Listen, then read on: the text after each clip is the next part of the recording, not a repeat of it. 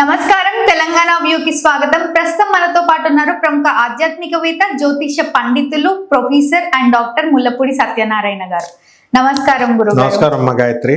గురుగారు, JNTU lecturers ని permanent చేయమని లేదా రెగ్యులరైజ్ చేయమని స్ట్రైక్ జరుగుతుంది కదా, దాని గురించి మీరు ఏం చెప్తారు? జేఎన్టీయూలో మనకి అసోసియేట్ ప్రొఫెసర్స్ అందరినీ కూడా పర్మనెంట్ చేయమని అడుగుతున్నారు. అది న్యాయం, ధర్మం. అది ఎందుకంటే 10 సంవత్సరాల నుంచి కంటిన్యూస్గా చెప్పారు పాఠాలు.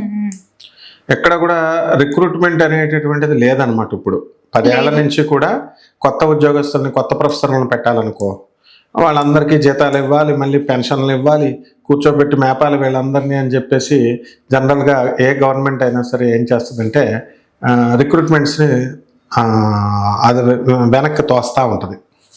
అయితే మరి రేవంత్ రెడ్డి గారు చక్కగా గవర్నమెంట్ మనకి తీసుకుంటామని కాంగ్రెస్ మేనిఫెస్టోలో ఉంది.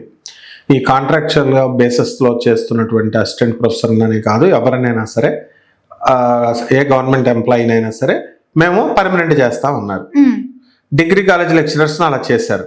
చాలా అదృష్టం అది. ఇప్పుడు అందరినీ చేయలేము, అన్ని సీఎంలు చేయలేరు. ఇది ఒక అదృష్టం. మరి అలాంటప్పుడు వీళ్ళకి బాధ ఉంటుంది కదా, అసోసియేట్ ప్రొఫెసర్స్ ఎవరికైతే అవ్వలేదు. సో అలా మనకి జేఎన్టీయూ అనేటటువంటిది ఆ కాలంలో మనం చదివినప్పుడు ఎలాగ జేఎన్టీయూ కాకినాడ ఉండేది, జేఎన్టీయూ హైదరాబాద్ ఉండేది, అంతే, రెండే ఉండేవి. సో అలాంటిది ఇప్పుడు బాగా మంథనీలో వచ్చేసింది. ఎక్విప్మెంట్ లేదు, లెక్చరర్స్ తక్కువగా ఉన్నారు, కాలేజ్ బిల్డింగ్స్ కూడా అద్దెకి తీసుకుని నడుస్తున్నాం. అలాగే గురుగారు, నాకేమనిపిస్తుంది అంటే ఇప్పుడు చాలా ఏళ్ళ నుంచి చేసిన వాళ్ళని పర్మనెంట్ చేయకపోతే వాళ్ళు ఎట్లాగో పర్మనెంట్ చేయట్లేదు కదా అని వేరే సైడ్ వెళ్ళిపోతారు. కొత్త వాళ్ళని తీసుకుంటే తక్కువ జీతాలతో పని చేయించవచ్చు అని అలా ఏమైనా మైండ్ సెట్ తో ఉన్నారంటవా? అంటే కొత్త వాళ్ళని అంటే వీళ్ళు ఇప్పుడు నీలా ఇప్పుడు ఇంజనీరింగ్ పాస్ అయిన వాళ్ళు బయటకు వస్తారు, ఫ్రెషర్స్ వస్తారు, అది కూడా న్యాయమే.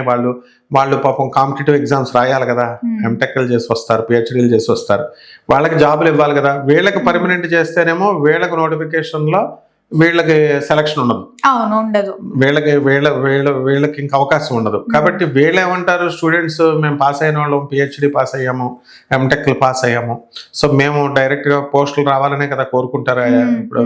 అందువల్ల మేము ప్రొఫెసర్లుగా అవ్వాలని చెప్పేసి కాంపిటేటివ్ ఎగ్జామ్లో, ఇంటర్వ్యూల్లో మేము దాని ద్వారా వస్తాము అని అనుకుంటారు. ఇలా వస్తేనేమో వీళ్ళకి కాంట్రాక్ట్ లెక్చరర్స్కి ఇబ్బంది. వాళ్ళు కూడా అలాగే చదువుకున్నారు. ఇప్పుడు కాంట్రాక్ట్ లెక్చరర్స్ కూడా క్వాలిఫైడే, వాళ్ళు కూడా ఎంటెక్లు పిహెచ్డీలే చేస్తారు వీళ్ళలాగా. కాకపోతే 10 సంవత్సరాల నుంచి ఇంకా దీన్ని నమ్ముకొని వాళ్ళు ఏం చేశారు, ఎప్పటికన్నా అవుద్ది కదా అని పోనీ పాపం వాళ్ళు ఇంకా ఏమంటున్నారంటే ఇంక్రిమెంట్లు ఇవ్వండి, లేకపోతే హెచ్ఆర్ఏలు ఇవ్వండి. ఇవన్నీ ఇవ్వడం వల్ల గవర్నమెంట్ భద్రత అనేది వస్తుంది. భద్రత వచ్చి నెక్స్ట్ టైం ఇప్పుడు కాకపోయినా ఏదో టైంలో ఆ బేసిక్ క్వాలిఫికేషన్స్, హెచ్ఆర్ఏలు ఉన్నాయి, పెన్షన్లు ఉన్నాయి, ఇవన్నీ ఉన్నాయి, దాని నుంచి మనకి అలవెన్స్లు ఉన్నాయి. దీన్ని బేస్ చేసుకుని ఏ కోర్టులో అన్నా ఎప్పుడైనా తీర్పిచ్చేటప్పుడు వీళ్ళని కూడా రిక్రూట్మెంట్ చేసుకోండి అని అనడానికి అవకాశాలు ఉంటాయి. కాబట్టి ఆ ఉద్దేశంతో మీరు రెగ్యులరైజ్ చేయకపోయినా, పర్మనెంట్ మమ్మల్ని చేయకపోయినా కనీసం ఈ అలవెన్స్లన్నా వీటిని ఇవ్వండి మాకు అని అడుగుతున్నారు. ఇది ధర్మబద్ధంగానే ఉంటుంది. మరి అలా ఇస్తే ఈ స్టూడెంట్స్ ఏమో డైరెక్ట్ మరి టెస్టులు రాయాలి, వీళ్ళకి ఇబ్బంది, అందుకని వీళ్ళు ఇబ్బందిగా ఉంటుంది. కాబట్టి గవర్నమెంట్ ఏంటంటే డోలాయమాన పరిస్థితుల్లో అయోమయంలో పడిపోయింది. అయినా సరే గవర్నమెంట్ కొన్ని స్ట్రిక్ట్ పాలసీస్ ఉంటాయి, ఆ పాలసీస్ ప్రకారమే వాళ్ళు వెళ్ళిపోతారు. మనం స్ట్రైక్లు ఎన్ని చేసినా ఏం చేసినా ఏం పట్టించుకోరు. ఇప్పుడు రేపు జూన్ 4th నుంచి, అదే ఈ మే 4th నుంచి జేఎన్టీయూకి హాలిడేస్ అనమాట. ఆ హాలిడేస్ టైంలో వీళ్ళంతా కూడా స్ట్రైక్ ఇచ్చేసారు. ఇప్పటికే ఆల్రెడీ క్లాసెస్ జరగట్లేదు. ఇప్పుడు అప్పుడే 10 రోజుల నుంచి, వారం రోజుల నుంచి క్లాసులు లేవు ఎక్కడ కూడా. Sultanpur JNTU, Manthani JNTU, Kakinada JNTU, Tirupati, ఇలా అనంతపూర్ ఇలాగ ఎక్కడైతే జేఎన్టీయూలు మనకు కొండగట్టు ఇవన్నీ ఉన్నాయో, సో రాయలసీమలో ప్రాంతంలో కానీ, తెలంగాణ ప్రాంతంలో కానీ, ఇంకా ఆదిలాబాద్లో కొత్త జేఎన్టీయూ వస్తుంది. అలాగే కొత్తగా ఒక్కొక్క ఏరియాలకు ఒక్కొక్కటి మనం గవర్నమెంట్ పెట్టడం బాగానే ఉంది. కానీ ఇన్ఫ్రాస్ట్రక్చర్ రావాలని డబ్బులు కావాలా, బిల్డింగ్లు కావాలా, అద్దెకి తీసుకున్నారు. ఇప్పుడు ఈ యొక్క ఖమ్మంలో ఒకటి పెట్టారు. ఇట్లా అనమాట రకరకాల వస్తున్నాయి. కాబట్టి లెక్చరర్స్ టీచింగ్ కొరత అనేది, టీచింగ్ ఫ్యాకల్టీ కొరత అనేది తక్కువ వస్తుంది. ఇప్పుడు మామూలు ఉద్యోగం చేసే వాళ్ళు కావాలనుకుంటే పొలమని మనం పెట్టేయచ్చు, పిలవచ్చు. టీచింగ్ లైన్లో ఉద్యోగాలు చేయాలన్న వాళ్ళకి స్కిల్స్ ఉండాలి. వాళ్ళకి మంచిగా ఎక్స్ప్లెయిన్ చేయాలా, చక్కగా డెమాన్స్ట్రేషన్ క్లాసెస్ ఉంటాయి, ఇంటర్వ్యూస్ ఉంటాయి, వైవాలు ఉంటాయి. ఇవన్నీ మనం చెప్పగలగాలి, పాఠం ఎలాబరేట్గా చెప్పాలి, బాగా చదవాలి, ఇవన్నీ ఉంటాయి అన్నమాట. కాబట్టి డబ్బుకు ప్రాధాన్యత కాదు అక్కడ. వాళ్ళు ఏమంటున్నారు పాపం స్ట్రైక్ చేస్తున్నాడు, మేము 10 సంవత్సరాల నుంచి మేము చెప్తున్నాం కదా, మినిమం రెస్పెక్ట్ మాకు ఇవ్వాలి కదా, కనీసం కన్సిడర్ చేయండి అని. కన్సిడర్ చేస్తే వీళ్ళ గవర్నమెంట్ నిస్సహాయ పరిస్థితిలో పడిపోతుంది. మళ్ళీ పర్మనెంట్ చేసే అవకాశాలు ఏమైనా ఉన్నాయంటారా? గవర్నమెంట్ ఐడియాలజీ ఎలా ఉందంటే ఇప్పుడు కొత్తగా వాళ్ళకే పీట వేయాలి, టెస్టులు రాసుకోవాలి అని ఉంది. కాబట్టి పర్మనెంట్ చేసే అవకాశాలు లేవు, వాళ్ళు చేయరు కూడా గవర్నమెంట్. ఎందుకంటే అలా చేసే ఉద్దేశాలు ఉన్నప్పుడు వెంటనే వాళ్ళు ఇమీడియట్ మొదట్లోనే చేసేస్తారు. కాబట్టి ఇప్పుడు ఆర్టీసీ స్ట్రైక్ అన్నారు, వాళ్ళు వెనక్కి నోటీసులు కూడా ఇచ్చారు, వాళ్ళు వెనక్కి తీసుకున్నారు.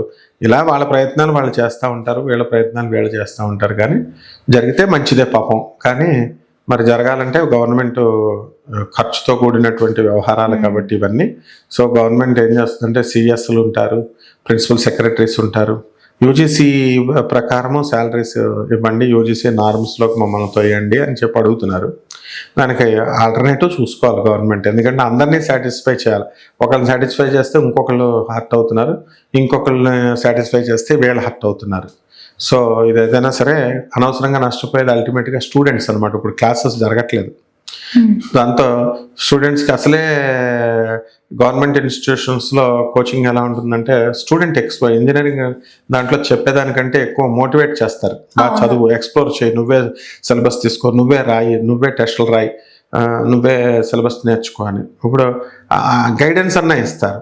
ఆ గైడెన్స్ కూడా లేకపోవడం వల్ల ఇప్పుడు విద్యార్థులు కొంచెం ఇబ్బంది పడేటటువంటి అవకాశాలు ఉంటాయి. కాబట్టి ప్రభుత్వం ఏదో ఒక నిర్ణయం ఆల్టర్నేటివ్ చేస్తుంది. ఓకే గురుగారు, థ్యాంక్ యూ, ధన్యవాదాలు. చూసారు కదా, మా వీడియో మీకు నచ్చినట్టయితే లైక్ చేయండి, షేర్ చేయండి, మా ఛానల్ని సబ్స్క్రైబ్ చేసుకోండి. Thank you.